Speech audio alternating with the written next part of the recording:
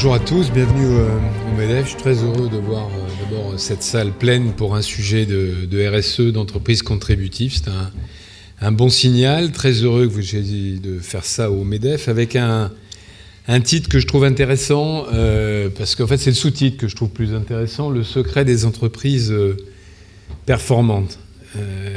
Moi je suis vraiment convaincu, c'est la conviction que j'essaie de porter, que d'une part, j'y reviendrai, les entreprises sont la solution aux différents défis qui nous font face, mais aussi que ça n'est pas simplement une posture à avoir ou du greenwashing, mais que c'est avant tout une affaire de performance.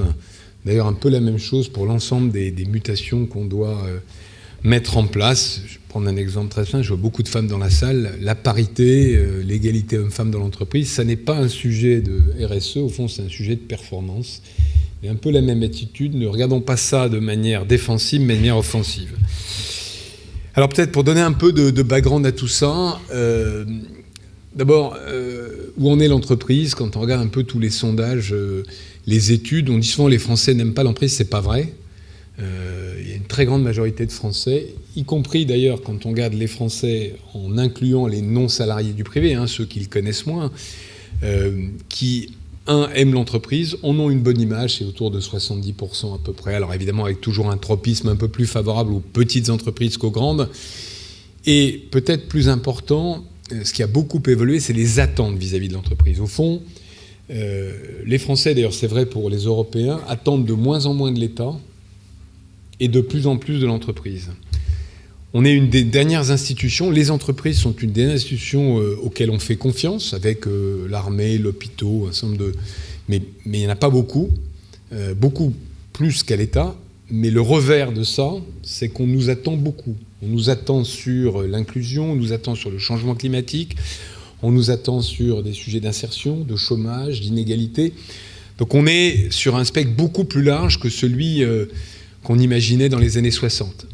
Ce sujet de à quoi sert l'entreprise, c'est une vieille question. Alors vous devez vous souvenir, en tout cas ceux qui ont à peu près mon âge, je vois quelques-uns dans la salle, que dans les années 60, Milton Friedman disait l'entreprise, elle sert à faire du profit. Alors, il ne s'arrêtait pas tout à fait là quand même, parce que ça a été caricaturé en France. C'est ce profit qui, en ruisselant à travers les salaires, les impôts, etc., irrigue la société et suffit finalement au rôle sociétal et social de l'entreprise. Aujourd'hui, je crois qu'on ne peut plus répondre ça.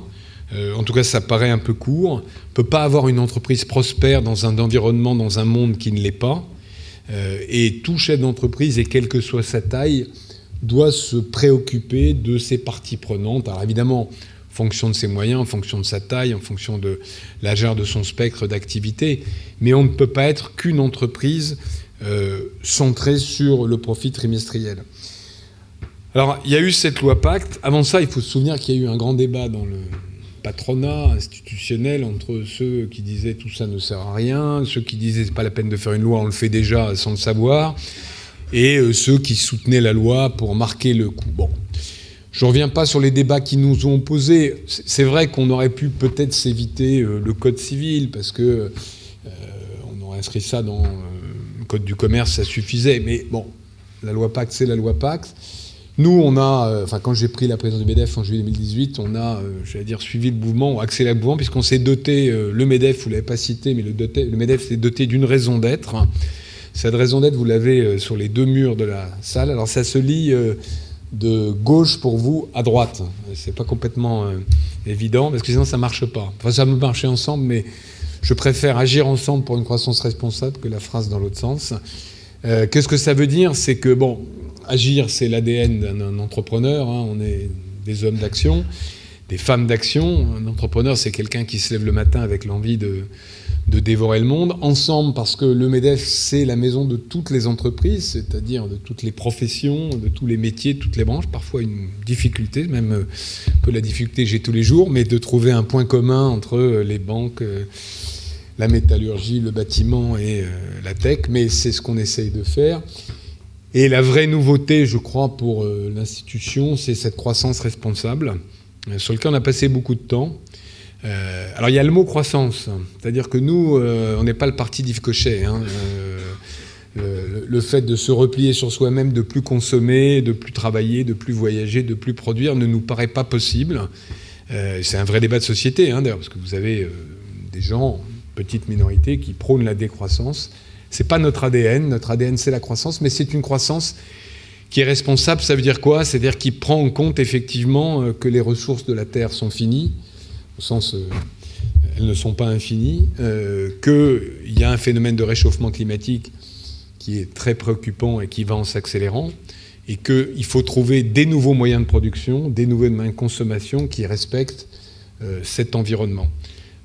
Avec une dimension qui est évidemment très prégnante, c'est que l'essentiel des émissions de carbone aujourd'hui se font en dehors de France et en dehors d'Europe, et que donc il ne faut pas non plus qu'on produise moins en France et en Europe pour remplacer ces productions par des productions plus carbonées qui viendraient de loin, voire de très loin, et on aurait à la fois détruit de l'emploi en Europe, mais on n'aurait pas pour autant amélioré le sort de la planète.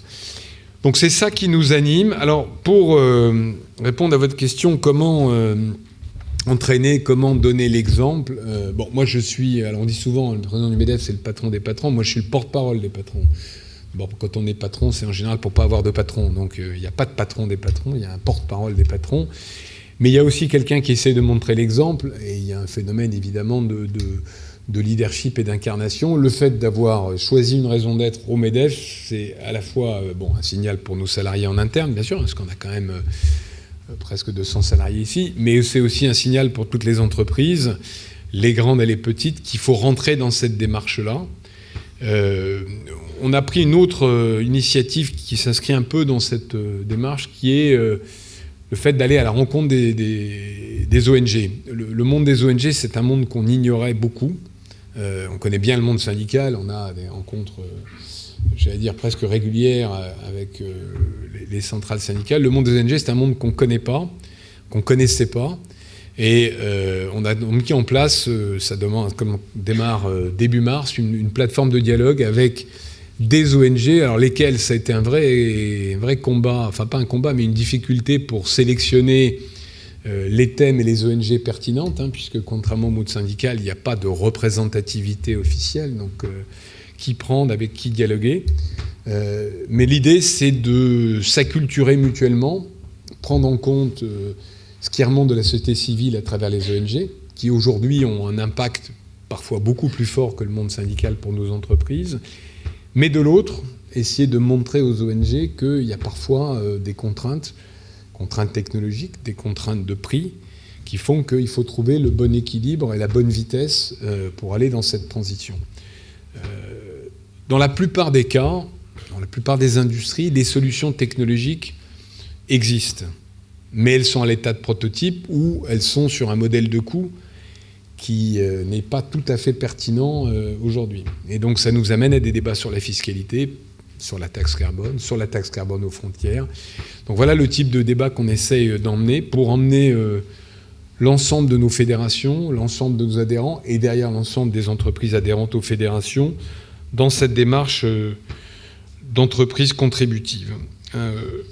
Peut-être un mot sur la vitesse à laquelle ça se produit, parce que un des reproches qu'on nous fait souvent au monde de l'entreprise, c'est bon, d'accord, vous avez des actions, mais ça ne va pas assez vite. On est stimulé par nos salariés, on est stimulé par nos consommateurs, on est stimulé aussi par les pouvoirs publics. Il ne faut pas se tromper, c'est-à-dire que très souvent, on s'aperçoit que le discours des consommateurs, par exemple, n'est pas tout à fait à la hauteur de leur comportement. Autrement dit, dans les études d'opinion, on vous dit, ben oui, je suis préoccupé par l'état de la planète et donc je voudrais avoir des produits qui soient moins carbonés, etc. Mais quand il s'agit de changer de comportement d'achat, comportement tout simplement de citoyens, il y a souvent un écart, on l'a bien vu d'ailleurs avec le phénomène des gilets jaunes. Donc, en conclusion, j'ai envie de vous dire 3 choses. La première, c'est que l'entreprise qui prend en compte ses parties prenantes, c'est une entreprise qui sera plus performante, qui attirera plus de talents et qui, dans la durée, finalement, délivrera une meilleure performance économique tout en contribuant à la prospérité de ses parties prenantes, de son environnement. La deuxième chose, c'est que ce message commence à être pris au sérieux par l'ensemble des entreprises. Alors, avec des différences suivant les secteurs. Avant différence, vous avez très justement souligné que c'est souvent une affaire d'hommes, c'est-à-dire, enfin d'hommes au sens bien sûr générique du terme, c'est une affaire de leader, et qu'il y a des entreprises qui sont plus en pointe que d'autres, mais toutes, plus ou moins, se sont mis dans cette logique. Juste à titre d'anecdote, ce matin, je petit déjeuner avec la Fédération du ciment. Ciment, hein, c'est un gros émetteur de CO2, je crois que c'est 6% des émissions, 8, me dit Fabrice, bon, eux disent 6, donc bon, peut-être 7 entre les deux. Hein. Bah, d'accord. Et le président de la fédération me disait un truc très juste, il me disait, écoutez, il y a 2 ans, nous, on était dans baïonnette au canon derrière notre ligne Maginot, en train d'essayer de défendre pied à pied nos positions. On a complètement changé de fusil d'épaule, on est maintenant en train de se dire comment est-ce qu'on peut avancer plus vite. Et notre sujet, c'est effectivement ce que j'expliquais, c'est le ciment turc, enfin, je ne vais pas citer de pays, mais le ciment plus carboné qui peut arriver par bateau chez nous, ou par avion, enfin par avion probablement pas, mais par train. Comment est-ce qu'on fait pour qu'on soit compétitif?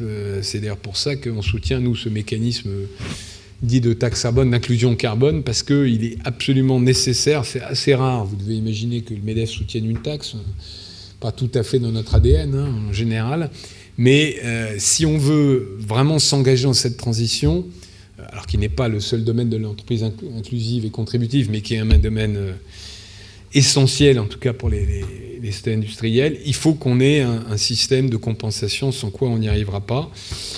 Et puis la troisième chose de ma conclusion, que je ne retrouve pas, oui, c'est vous dire que les équipes du MEDEF sont à votre écoute, à votre service pour essayer de mettre en avant des initiatives. Je crois qu'on va avoir des témoignages.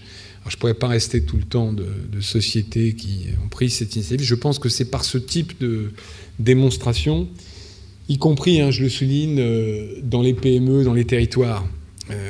Donc là, il y a les directeurs du développement durable, mais toutes les entreprises d'enfance n'ont pas une direction du développement durable. Même la grande majorité n'en ont pas, puisque l'adhérent moyen du MEDEF, c'est, vous pouvez probablement passer en tête, c'est 47 salariés. À 47 salariés, en général, il n'y a pas de directeur du développement durable. Il peut y avoir un patron citoyen, passionné, convaincu, mais et donc, c'est par les exemples, y compris, mon cher Bertrand, d'aller à Clermont-Ferrand, voir le MEDEF Clermont-Ferrand pour leur raconter ce que tu fais. Et je pense qu'il y a vraiment un besoin d'incarnation, parce que vraiment, le cerveau des gens a changé, mais le call for action n'est pas encore là, ou en tout cas pas partout. Et c'est en montrant qu'on peut avancer par des petits gestes qu'on peut avancer. Puis je ne peux pas résister, terminer ce petit discours par une petite anecdote. Quand je suis arrivé au MEDEF, il y avait donc, dans chaque réunion des tonnes de bouteilles d'eau en plastique. Et donc je me suis lancé dans un combat. Et donc j'ai nommé un chef de projet Gourde. Ici présent d'ailleurs, non? Il a foutu le camp, le chef de projet Gourde. Mon directeur de cabinet préféré. Bon. Et il nous a fallu quand même 12 mois pour arriver à ce que, sauf si vous me dites le contraire, il n'y ait plus de bouteilles plastiques au MEDEF. Il n'y a plus de bouteilles plastiques au MEDEF. Voilà, donc on a sauvé... Ah ben oui, voilà, non, elles sont en verre, celles-là. Non, elles sont... C'est du verre, c'est du verre. Attends, je vais vérifier parce que vous ne me croyez pas.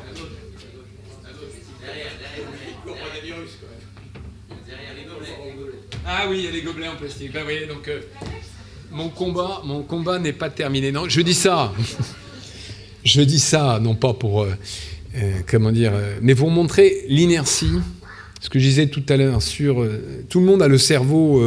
Bon, il y a encore quelques climato-sceptiques, quelques gens qui sont résistants, mais il y a beaucoup d'inertie sur ces sujets-là, et il faut une énergie importante pour faire bouger les choses et pour faire bouger vos collaborateurs, nos collaborateurs. Merci de votre attention et je passe la parole au témoin suivant.